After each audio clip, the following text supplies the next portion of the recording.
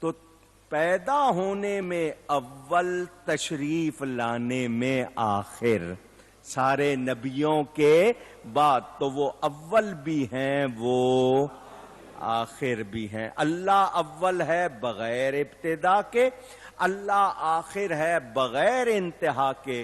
حضور کا اول ہونا بھی بتا دیا، حضور کا آخر ہونا بھی بتا دیا۔ اب ایک بیان ہے نور کا کہ وہ نور جو بنا اس نے کتنا سفر کیا، وہ آپ نے مجھ سے سنا ہوا ہے، متعدد بار سنا ہوا ہے۔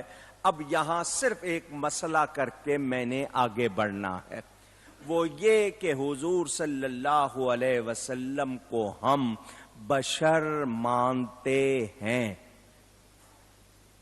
حضور صلی اللہ علیہ وسلم کو ہم، پھر کہہ دیجئے، جو ان کو بشر نہ مانے وہ قرآن کا منکر۔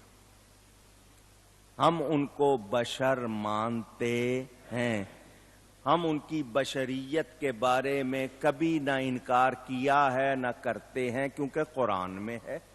اس کا انکار کریں گے وہ قرآن کا انکار ہوگا، تو ہم ان کو بشر مانتے ہیں، مگر کیسا بشر؟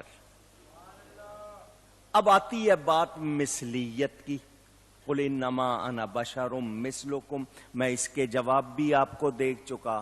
ترجمہ کرنے والے عام لوگ ترجمہ کرتے ہیں قل انما انا بشر مثلکم، کہ اے حبیب آپ فرما دیجئے میں تمہاری طرح بشر ہوں، تمہاری طرح آدمی ہوں۔ انما انا بشر مثلکم، سوائے اس کے اور کچھ نہیں کہ میں تمہاری طرح ایک آدمی۔